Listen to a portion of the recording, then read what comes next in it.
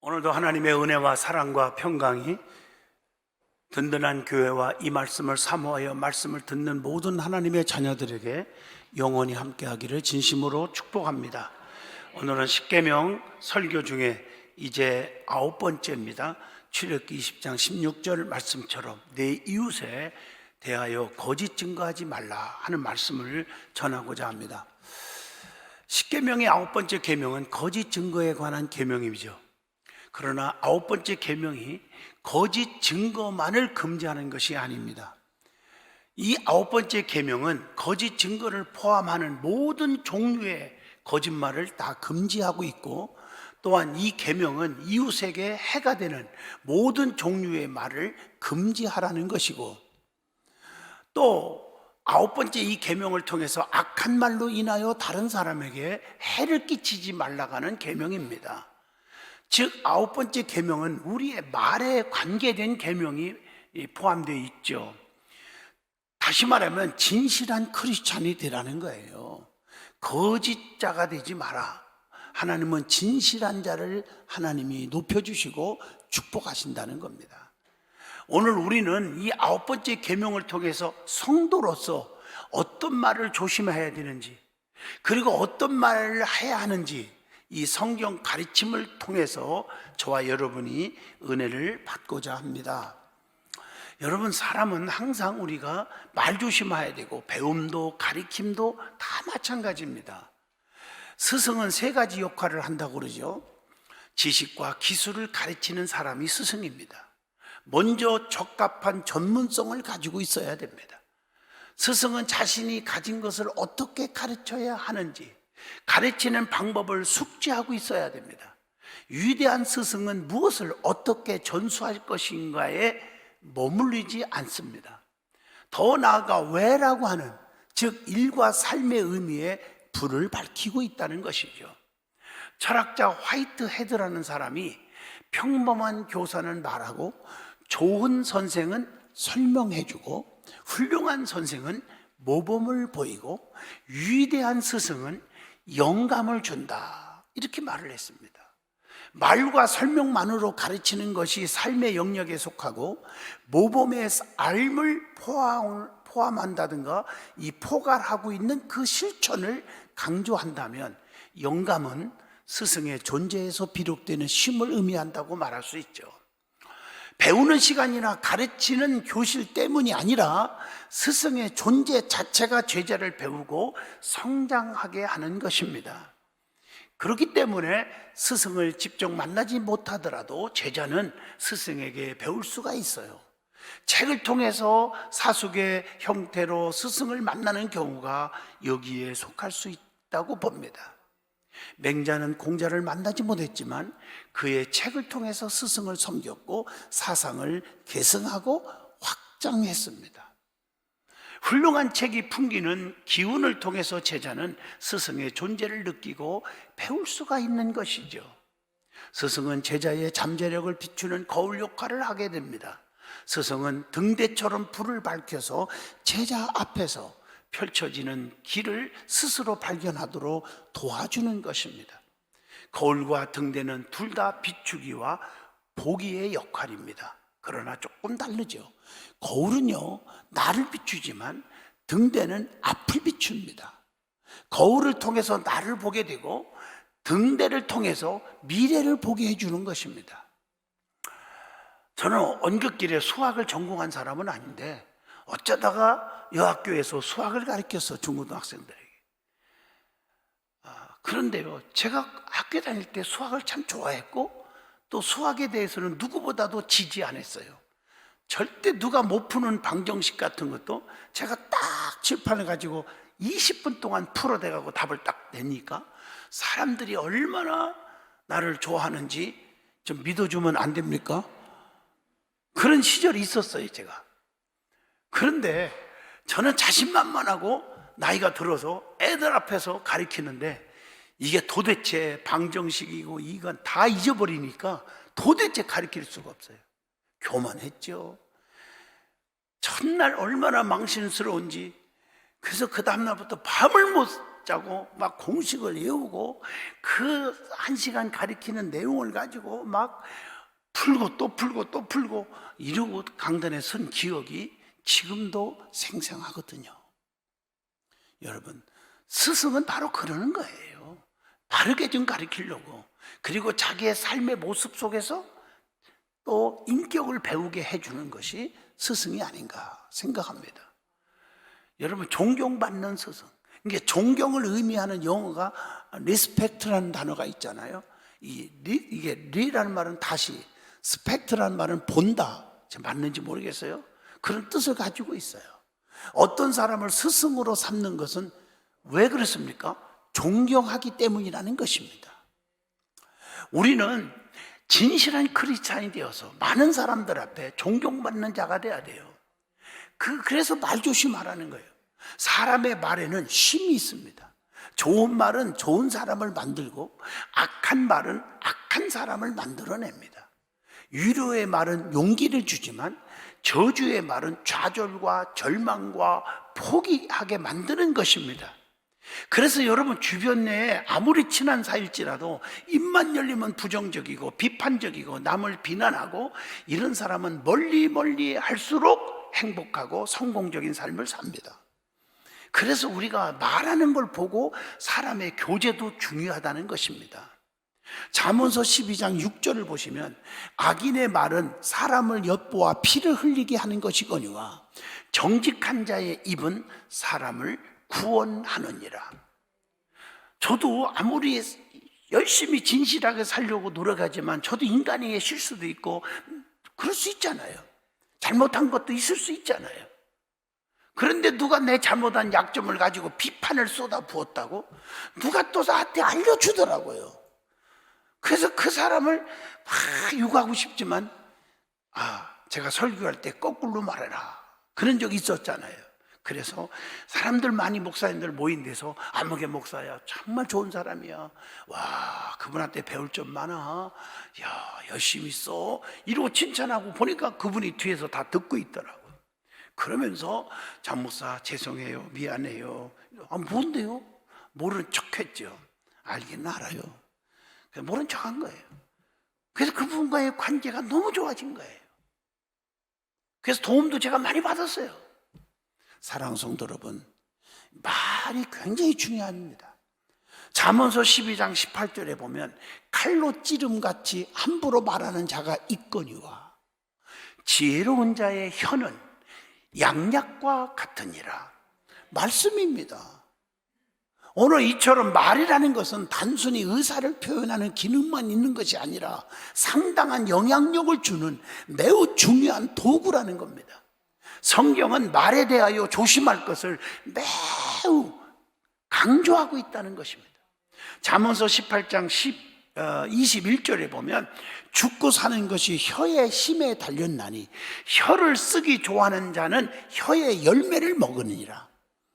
야고보서 3장 6절 보면 혀는 곧 불이요 불의의 세계라. 혀는 우리 지체 중에서 온 몸을 더럽히고 삶의 수레바퀴를 불살이나니 그 사르는 것이 지옥불에서 나느니라. 참 무서운 말씀이죠. 하지만 우리는 말하지 않고 세상을 살 수가 없잖아요. 따라서 우리는 해야 할 말은 하고 하지 말아야 할 말은 하지 않는 지혜가 있어야 된다는 것입니다. 그렇다면 우리는 어떤 말을 해야 할까요? 그리고 어떤 말을 하지 말아야 할까요? 제일 먼저 우리가 해야 할 말들에 대해서 먼저 생각을 해봅니다. 우리가 세상을 살아가면서 해야 할 말들에는 무엇이 있을까? 여기에는 여러 가지가 있다고 봅니다. 우리의 삶의 필요를 위한 말, 교제와 친교를 위한 말, 믿음의 고백을 위한 말 등등 우리가 어쩔 수 없이 해야 하는 말들과 꼭 해야 하는 말들이 살아가면서 있다는 거죠. 이 중에서도 성도로서 우리가 특별히 해야 할 말들이 있습니다. 바로 복음을 전하는 말, 축복을 빌어주는 말, 용기와 소망과 기쁨과 꿈을 주는 말, 그리고 기도와 찬양과 믿음의 고백으로서의 말이 있다고 봅니다. 제일 먼저 복음을 전하는 말을 하시기를 축복합니다. 모든 성도는 복음의 일꾼입니다. 복음의 일꾼인 우리는 세상 가운데 복음을 전해야 합니다. 마태복음 28장 19절로 20절 보면 그러므로 너희는 가서 모든 민족을 제자 삼아 아버지와 아들과 성령의 이름으로 세례를 주고, 20절 보세요. 내가 너희에게 분부한 모든 것을 가르쳐 지키게 하라. 볼지어다 내가 세상 끝날까지 너희와 항상 함께 있으리라 하시니라. 마태복음 28장 19절로 20절에서 주님께서 명령하신 것은 제자들에게만 분부한 것이 절대로 아닙니다. 모든 성도들에게 명령하신 것입니다. 그러므로 모든 성도는 복음을 전할 의무가 있습니다. 우리 한국의 1973년도에 여의도 광장에 100만 명이 모여서 빌리그람 대집회가 있었어요. 저는 그때 고등학생이었습니다. 그때 엄청 저도 은혜 받았어요. 그때 예수 믿고 목사 되고 장로 되고 교수 되고 판검사 되고 이런 분들이 통계로 나와 있는데 엄청나더라고요. 그래서 이제 금년 6월 3일이 50주년을 맞이해요. 딱. 그래서 6월 3일 날 우리 교인들 다 가야 되고 성가대 10,000명을 만들어서 하는데 우리 성가대도 다 같이 연합 성가대에 영락교회 그 지휘자가 지휘하시는데 어제 그저께 만났는데요. 준비를 탄탄히 하고 있습니다. 이런 기회에 한국교회가 하나됨을 보여야 되고 한국교회가 일어나야 돼요. 500명의 목사님들이 정말 귀한 목사님들이 모여서 기도회를 극동방송에서 그저께 했습니다. 거기에 뭐 사랑의 교회 목사님이나 또 그 지구촌교회 목사님들 막 귀한 목사들 다 왔어요. 근데 부족한데 저는 뭐 옆에 가기도 힘드는 사람인데 저를 어떻게 김장한 목사님이 저를 합심기도 순서를 넣어줬어요. 막 기도를 했어요. 하나님 이 한국교회가 이번 집회를 통해 일어나게 해 주시옵소서. 그러면서 멘트를 제가 한 몇 분 하고 기도를 하는데, 하나님 지난주에 말씀한 거 기억나십니까? 개한테 물린 사람은 하루 동안 입원했다 퇴원했고, 뱀한테 물렸는데 3개월 동안 입원했다가 퇴원했고, 사람한테 물린 사람은 지금까지 입원해 있다. 기억나세요? 근데 제가 그 말을 이렇게 말했어요. 사람한테 물린, 이렇게 말하지 않고 마귀 사탄 귀신한테 물린 사람은 지금도 입원해 있답니다. 오늘 한국 교회가 이번 집회에 다 치료받아서 회복되게 해달라고, 마귀 사탄 귀신들이 한국 교회를 무너뜨리려고 하고 있고 지금 난리 법석을 떠는데, 이번 이 빌리그람 목사님의 아들 프랭클린 빌리그람 목사님이 오시는데 기적이 일어나게 해 주시옵소서. 잘했어요. 그렇게 기도했더니 김장한 목사님이 90이 넘은 분이 지금도 극동방송에 진행을 하잖아요. 말씀 전하고 대단한 분이에요. 더 젊어지신 것 같아요. 쭉 앞에 앉은 순서자 목사님들에게 500명 있는 목회자들 앞에서 악수를 하는데 저한테 허그를 하는 거예요. 그래서 내가 이랬어요. 목사님 나만 짝사랑하는 줄 알았더니 목사님 나 사랑하시나 했더니 말 같은 소리 하냐고. 그럼 사랑하지. 기억력도 되게 좋아요. 여러분 이 일을 위해서 기도해 주시기를 바랍니다. 복음의 역사가 일어나야 돼요. 한국교회에 지금은요. 예배가 회복되어야 될 줄로 믿습니다. 이 핑계 저 핑계 대고 믿음 바닥치고 입술로 감사가 없고 불평 원망만 있다면은 망하라 자꾸 저주를 향해서 달려가는 것이 되는 것입니다. 우리는 오늘 이 계명을 통해서 진실한 크리스찬, 입을 조심하는 크리스찬, 축복을 빌어주는 입술이 되기를 축복합니다. 사도행전 4장 20절에서 베드로와 요한은 복음을 전하지 말라고 하는 공의의 요구 앞에 그렇게 할 수 없다고 단호하게 말을 하잖아요. 사도 바울 역시 복음을 전하지 않으면 오히려 자신에게 화가 있을 것이라고 그렇게 말씀을 하고 있었지 않습니까? 고린도전서 9장 16절의 말씀입니다. 만약 우리에게 세상에서 누군가에게 마지막을 단 한마디만 할 수 있다고 하면 그것이 뭐라고 생각합니까? 예수 믿으세요. 이것이 되어야 되지 않겠습니까? 그리스도인은 무엇보다 복음을 전하는 말을 가장 많이, 가장 최선을 다해서 해야 한다고 봅니다. 두 번째, 축복을 빌어주는 말을 해야 돼요. 성경은 우리에게 누군가를 저주하고 그렇게 하지 말라고 가르치잖아요. 우리에게 화평과 평안 그리고 축복을 선포하라고 가르쳐줬잖아요. 근데 왜 우리의 입술이 남을 저주하고 남을 미워하고 헐뜯고 중상모략하고 쑥덕쑥덕합니까? 이거 회개하지 않으면 신앙생활 하나만해요. 신명기 20장 10절, 내가 어떤 성읍으로 나아가서 치료할 때에는 그 성읍에 먼저 화평을 선언하라, 이렇게 말하고 있어요. 마태복음 10장 12절에 그 집에 들어가면서 평안하기를 빌라, 이렇게 말하고 있잖아요. 성경 말씀이에요. 그리스도인이라면 핍박을 받고 저주를 받고 박해를 받을지라도 그들에게 같은 것으로 갚거나 저주해서는 절대로 아니 됩니다. 비록 나를 핍박하는 자들이라 할지라도, 나를 박해하는 자들일지라도, 나를 미워하는 사람일지라도 그들에게 축복을 빌어 주어야 합니다. 누가복음 6장 28절, 너희를 저주하는 자를 위하여 축복하며 너희를 모욕하는 자를 위하여 기도하라. 로마서 12장 14절, 너희를 박해하는 자를 축복하라. 축복하고 저주하지 말라, 말씀입니다. 그러므로 그리스도인이라면 다른 사람에게 평안과 화평을 선포하는 축복의 말들을 해야 합니다. 세 번째, 기도를 위한 말이 있습니다. 바울은 우리에게 쉬지 말고 기도하라고 권면합니다. 데살로니가전서 5장 12절, 그 집에 들어가면서 평안하기를 기도하라. 또한 사무엘은 기도를 쉬는 것이 죄라고 말합니다. 사무엘상 12장 23절 말씀입니다. 그리스도인들은 기도함으로 세상 가운데 빛과 소금의 역할을 감당할 줄 알아야 합니다. 그리스도인이 기도하지 않는다면 세상의 그 누구도 하나님의 은혜와 자비를 구할 수가 없습니다. 우리는 우리의 믿음을 지키기 위해서 반드시 기도해야 합니다. 오직 기도만이 그리스도인의 삶을 살아가게 하기 때문인 줄로 믿습니다. 네 번째, 찬양과 감사 그리고 믿음의 고백의 말을 하셔야 합니다.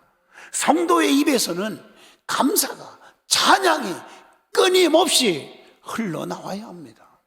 하나님께서 우리를 구원하신 그것에 대한 감사와 높으신 하나님을 고백하는 찬양이 우리의 입에서 쉬어서는 절대로 안 되는 것입니다. 그렇다면 이제 해야 할 말에 대해서 말했고, 우리가 해서는 안 되는 말들이 있습니다. 성경은 특히나 악한 말들을 하지 말 것을 아주 매우 강한 어조로 여러 번 반복하면서 강조하고 있습니다. 그래서 야고보서 3장 8절에 혀는 능히 길들일 사람이 없나니 쉬지 아니하는 악이요 죽이는 독이 가득한 것이라. 제가 목회하니까 이게 너무 와닿는 말씀이에요.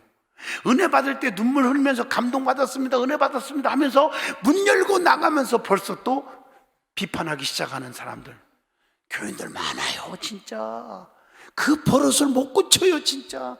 그래서 성경이 이렇게 말하는 것 같아요. 안 되는 거예요. 이제 좀 이따 나오겠지만 성경 받지 않고는, 거듭나지 않고는 그 버릇 못 고친다니까요. 에베소 4장 29절 보세요. 무릇 더러운 말은 너희의 입 밖에도 내지 말고 너희의 덕을 세우는, 오직 덕을 세우는데 소용되는 대로 선한 말을 하여 듣는 자들에게 뭘 끼치게 하라? 은혜를 끼치게 하라, 말씀입니다. 그러므로 우리는 하지 말아야 할 말들을 잘 분별해서 덕을 세우는데 열심을 내야 합니다. 그렇다면 구체적으로 성도로서 어떤 말들을 하지 말아야 할 것일까요? 첫째, 과격한 말들을 하지 말아야 돼요. 우리가 세상을 살다 보면 여러 가지 답답한 상황에 놓일 때가 있잖아요.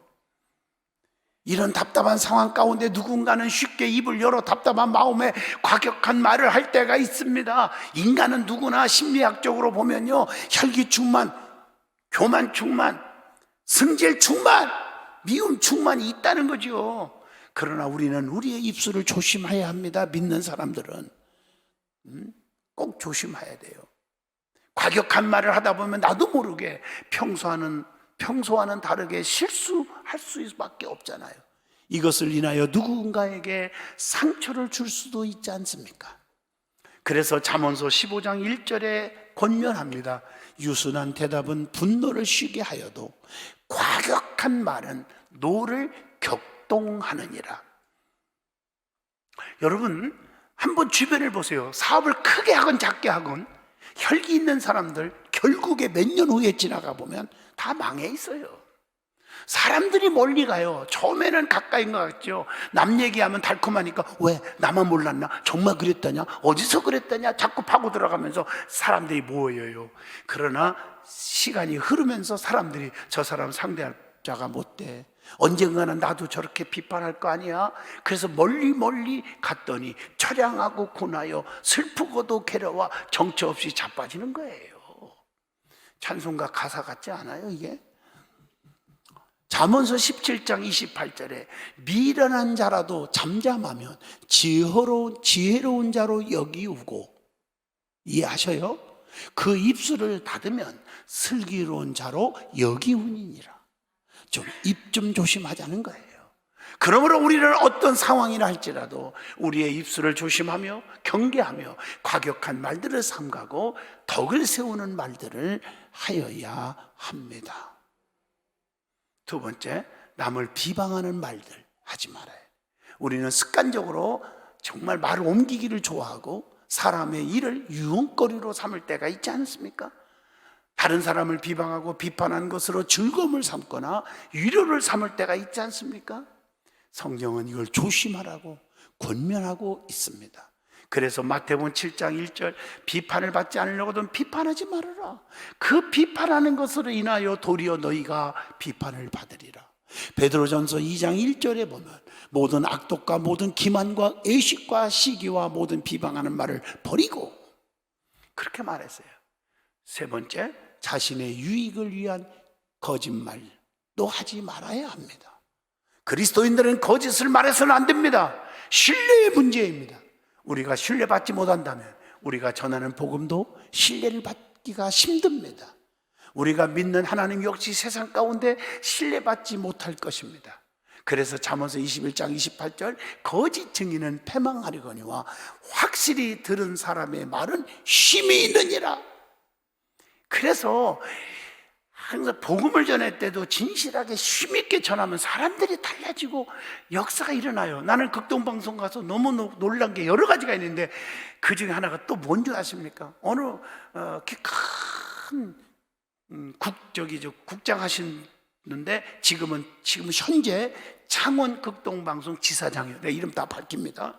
그분이 찾아와서 나한테 목사님 여기서 뵀네요. 그게 뭔데요? 목사님, 제가요 30년 전에요 원주에서 집회할 때요 은혜 엄청 받았어요. 그때 제가 고등학생이었어요. 은혜 받고 너무 감사했고 하나님 사랑하기로 막 결심을 해갖고요 기도를 하는데요, 하나님 먼저 공부부터 하라고 그래서 서울대를 나왔어요. 졸업하고요 수석으로 졸업했다나, 졸업하고 나서요 세상에 내가 또 주일하고 싶어갖고 기도하다가요 교회 장로가 됐어요. 그리고 지금 극동방송 창원방송 지사장 하고 있어요 하고 명함을 딱 주는 거예요. 제가 얼마나 보람을 느끼는지 아십니까?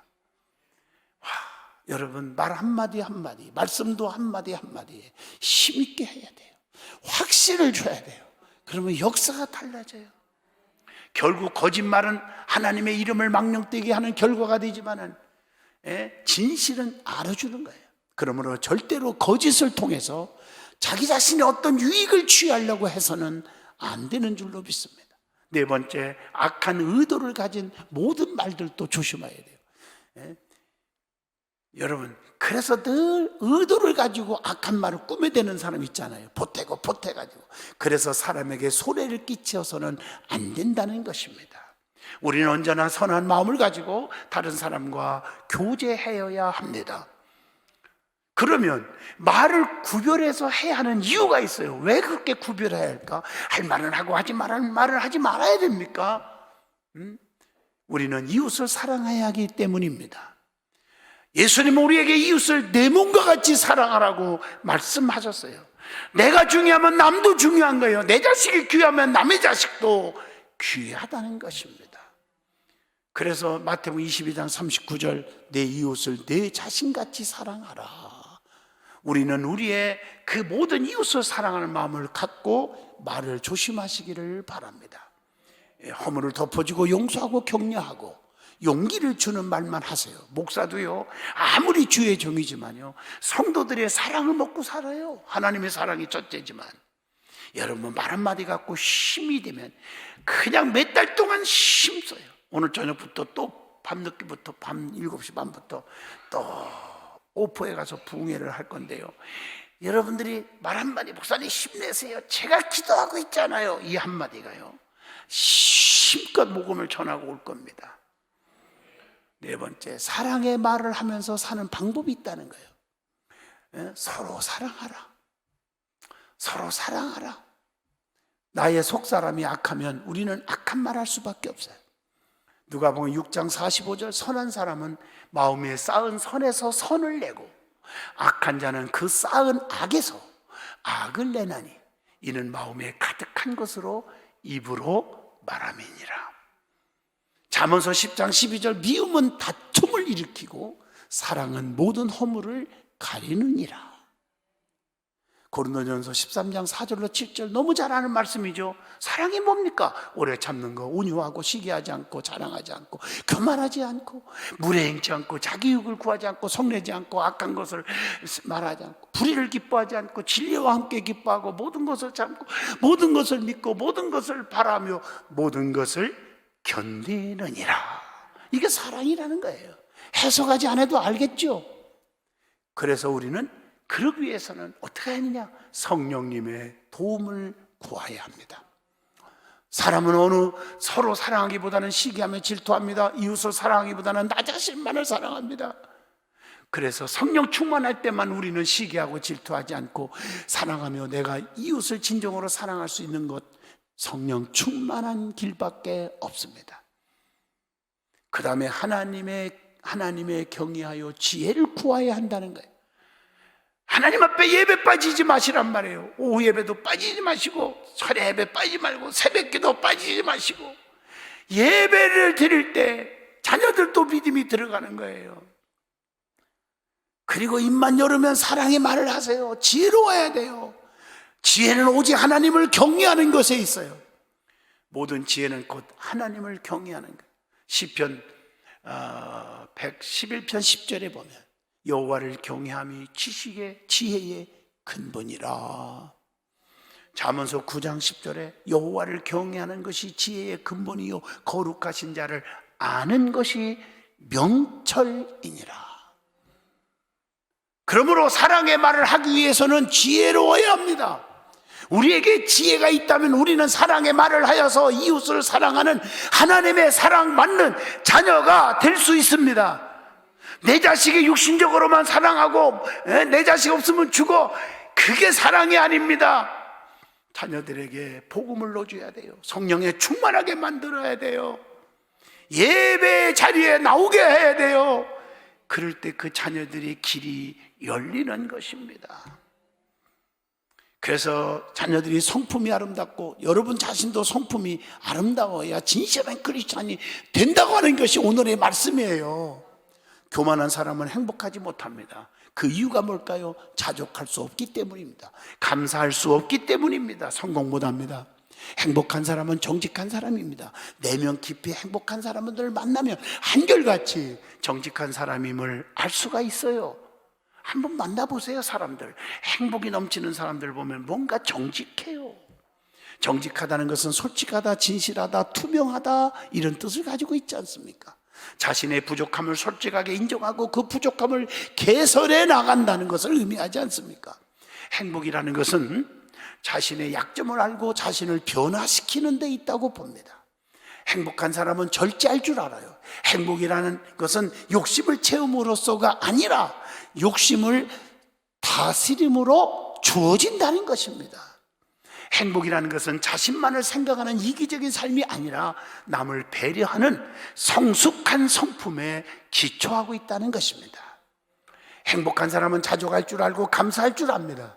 결국 행복도 성품에 그 뿌리를 두고 있다는 사실을 깨닫게 해줍니다. 사랑하는 성도 여러분, 우리는 진실한 크리스찬이 되자고 하는 오늘 말씀을 가슴에 깊이 새기셔서 정말 여러분의 하나님의 은총 속에 사는 저와 여러분 또 든든한 교회가 되기를 축복합니다. 기도합니다. 거룩하신 하나님, 내 이웃에 대하여 거짓 증거하지 말라. 네 이웃에게 상처 주지 마라. 내 이웃에 어떤 사람이라도 상처받게 하지 말라고 하는 오늘의 말씀에 은혜 주셔서 감사하고 이 말씀대로 살게 하옵소서. 예수님 이름으로 기도합니다. 아멘.